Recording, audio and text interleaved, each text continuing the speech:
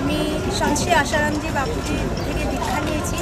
সেই দিক থেকে বলতে গেলে আজকে পুরো পৃথিবীতে একটা মেয়ে বা একটা নারীর কথা শুনে সমস্ত কিছু বিচার হচ্ছে, কিন্তু আমরা হাজার হাজার লক্ষ লক্ষ কোটি কোটি নারীর আমাদের এটাই আবেদন যে বাপুজির বিরুদ্ধে আরোপ যা লাগানো হয়েছে তার কোনো সত্যতা নেই, কোনো কিছু প্রমাণ নেই, কোথাও কোনো প্রমাণ খুঁজে পাওয়া যায়নি।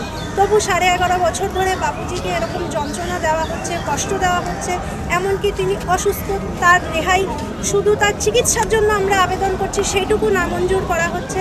আমাদের লক্ষ লক্ষ কোটি কোটি আমাদের নারীদের এটাই আবেদন, অন্তত 87 বছর ওনার বয়সের দিক থেকে ওনাকে রেহাই দেওয়া হোক, আর ওনার চিকিৎসার জন্য সরকার আমাদেরকে ওনার রেহাই আমরা আবেদন জানাচ্ছি সরকারের কাছে, অন্তত ওনার বয়সের দিক থেকে ওনাকে রেহাই দেওয়া হোক। আর আমাদের কোটি কোটি নারীর এইটাই আবেদন, বাপুজি নির্দোষ, একজন নারী পুরো নারী জাতির কলঙ্ক হয়ে দাঁড়িয়েছে আজকে, সেই নারীকে উপেক্ষা করে আমরা কোটি কোটি নারী আবেদন জানাচ্ছি আমাদের বাপুজি নির্দোষ। হরি ওম।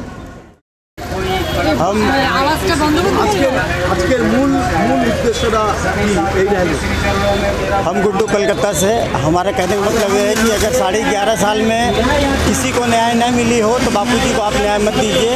अगर 11.5 साल में किसी को न्याय दिया गया है तो पूज्य बापू को आप रिहा कर दीजिए। नहीं तो क्या होगा कि अभी ये जो शांति रैली है इसका दूसरा भी प्रारूप हो सकता है। हम लोग जितना जब शांत आदमी उग्र होता है तो उसका जो रूप होता है ना बहुत भयंकर होता है, इसलिए हम चाहते हैं कि आप उन्हें रिहाई दें और हम सब भी शांति से रहें, आप लोग भी शांति से रहें। हरिओम। गुड्डू। आरोप लगाया, उस आरोप को 0 FIR को पुलिस ने उसको बना दिया FIR, 0 FIR को FIR बना दिया और निर्दोष बापूजी को 11.5 साल से जेल में रखा गया है। 87 वर्ष के पूज्य गुरुदेव को इलाज के लिए भी एक दिन की राहत नहीं मिल रही है, पैरोल एक दिन का नहीं मिल रहा है, जबकि हर कैदी का जमानत और पैरोल उनका अधिकार होता है। हम किस देश में रह रहे हैं और हमारे गुरुदेव को न्याय नहीं मिल रहा है, जबकि हमारे गुरुदेव बोलते हैं कि हमको न्यायपालिका पे पूरा भरोसा है, और उसी भरोसे को बरकरार रखते हुए उनके साधकों ने आज तक 11.5 साल में कहीं अशांति नहीं फैलाई है, जबकि हमारे ऊपर आरोप लगाया जाता है कि इनके साधक लॉ एंड ऑर्डर को अपने हाथ में लेता है। हमने कानून का कहीं उल्लंघन नहीं किया है और हम शांतिपूर्ण तरीके से 11.5 साल से देश के माननीय प्रधानमंत्री और देश की न्यायपालिका से यही गुहार लगा रहे हैं, उनसे हम अपने गुरुदेव के शीघ्र इलाज के लिए और गुरुदेव को बाइज्जत बरी करने के लिए प्रार्थना कर रहे हैं। उसके लिए आज हम लोगों ने माननीय राज्यपाल जी को ज्ञापन दिया है। हमारे हजारों की संख्या में हमारे साधक आज सड़क पर उतरे। आज उन्होंने इस कड़कती धूप में भी अपने गुरुदेव के लिए न्याय के लिए मांग की है। उसके उपलक्ष्य में, महिला दिवस के उपलक्ष्य में हमारी बहन साथी विश्वास क्या बोलती हैं, आप थोड़ा उनके 2 शब्दों को लीजिए। राज्यपाल ने हमको, माननीय राज्यपाल तो यहाँ नहीं थे, कल प्रधानमंत्री के साथ में वो चेन्नई चले गए हैं। उनके जो सचिव थे उन्होंने हमको आश्वासन दिया है कि आपके ज्ञापन को हम उनके समक्ष रखेंगे और आपकी बात को हम माननीय राज्यपाल से बुलवाएंगे कि राष्ट्रपति से कि हमको राहत मिले और हमारे गुरुदेव को जल्द से जल्द रिहा किया जाए। इसका कारण ये है कि हमारे गुरुदेव परम पूज्य संत श्री आसाराम जी बापू को 11.5 साल से जेल में रखा गया है और उनको न तो एक दिन की पैरोल मिली है और न तो एक दिन का उनको जमानत मिल रही है। 87 साल हमारे गुरुदेव की उम्र हो गई है।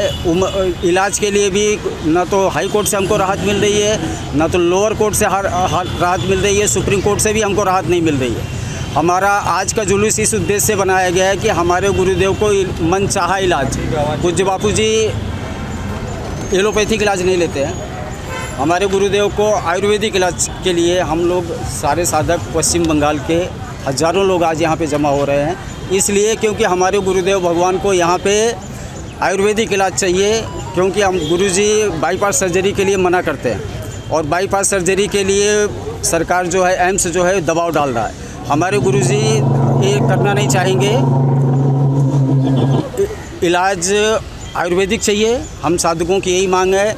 और ये पूरे भारतवर्ष में संदेश जाना चाहिए कि एक 87 साल के बुज़ुर्ग को इलाज के लिए भी अगर राहत नहीं मिले, कितना बड़ा अन्याय है। इस सदी का सबसे बड़ा अन्याय हो रहा है और पूरे भारत की जनता जो है मूक दर्शक बन कर के देख रही है। हमारी ये रैली आज हम अपने गवर्नर के पास जा रहे हैं। गवर्नर से हम यही प्रार्थना कर रहे हैं, हमारे साधक शांतिपूर्ण रैली निकाल रहे हैं। हम कोई इसमें ना तो नारेबाजी है, ना तो कोई साउंड पोल्यूशन की, हम कुछ नहीं कर रहे हैं। हम सिर्फ प्रार्थना कर रहे हैं भारत सरकार से कि सरकार हमारे गुरुदेव को इलाज के लिए राहत दे, हमको पैरोल दे, हमको जमानत दे, क्योंकि एक भी मेडिकल एविडेंस पूज्य बापू जी के खिलाफ मिला नहीं है। जो लड़की ना उनको बोलना थोड़ा बंद कर दे, हो एक भी जो आरोपी है पूज्य बापू जी को एक एलिगेंस लगाया गया, एक आरोप लगाया गया। आरोप को इन्हें 0 FIR पे इन्होंने उसको FIR में कन्वर्ट कर दिया। FIR में कन्वर्ट करने के बाद में 376 लगा दिया। 376 के बाद में 376D में पूज्य बापू जी को इन्होंने क्या किया, आजीवन कारावास दे दिया, जबकि 376 हम पे बनता नहीं है। उस टाइम के जो वहाँ के कमिश्नर थे अजय पाल लांबा ने पूरी नेशनल मीडिया में आकर के बोला था कि इनके ऊपर में 376 बनता नहीं, बलात्कार बनता नहीं। और मेडिकल रिपोर्ट आज जो सारी रिपोर्ट हमारे पास में है, कोर्ट के भी एविडेंस हमारे पास में हैं और मेडिकल एविडेंस हमारे पास में है, FIR के एविडेंस हमारे पास में है। सारा का सारा मटेरियल हम ले जाके राज्यपाल को देंगे और राज्यपाल से हम यही प्रार्थना करेंगे कि हमारे गुरुदेव को जल्द से जल्द रिहा किया जाए, बाइज्जत रिहा किया जाए। या अगर आप रिहा करने में कोर्ट पे, न्यायालय पे हमको भरोसा है, क्योंकि मेरे गुरुदेव बोलते हैं कि हमको न्यायालय पे भरोसा है, तो हमारे साधक जितने हैं, साधक भाई बहन को भी न्यायालय पे भरोसा है। इतना दिन तक हम शांतिपूर्ण रैली निकाल रहे हैं। अगर हमको राहत नहीं मिलती है, आने वाला जो स्टेप होगा हमारा आक्रोशित होगा, हम आक्रोश रैली निकालेंगे। अगर तो भी हमको राहत नहीं मिलती है तो हम प्रधानमंत्री कार्यालय का घेराव करेंगे। जब तक हमारे गुरुदेव को राहत नहीं मिलती है तब तक हमारे साधक भाई बहन बैठने वाले नहीं हैं। ये हम लोगों ने संकल्प ले लिया राम रहीम को बहुत कि एक आतंकवादी अभी जो 1993 में जो सीरियल ब्लास्ट हुआ था, एक गुर्गा था टुंडा, उसको कल जमानत मिल गई, बाइज्जत बरी हुआ है, कोई एलिगेशन नहीं है। हमारे गुरुदेव का 60 साल से सेवा चल रही है। आदिवासी क्षेत्रों में हमारे साधक जाते हैं, वहाँ के गरीब गुरबों में कपड़ा देना, बर्तन देना, सब कुछ देते हैं। लेकिन उसके बावजूद भी हमारे आश्रम, यहाँ हमारा कलकत्ता में आश्रम है, हर महीने 150 राशन कार्ड बनाया गया। जो विकलांग हैं, जो समझ लो कि कोई विधवा हैं, उनके लिए हर महीने राशन दिया जाता है और उनको जीवन उपयोगी जितनी भी कपड़ा दिया जाता है, बर्तन दिया जाता है। सारे पूरे भारत में हमारे साधक सेवा कर रहे हैं। हमारे पास में पूज्य बापू जी ने यहाँ पे जो बच्चे कॉलेजों के और छोटे बच्चों जो संस्कार विहीन हो रहे थे, उसके लिए मातृ पितृ पूजन चलाया है, पेरेंट वर्शिप डे।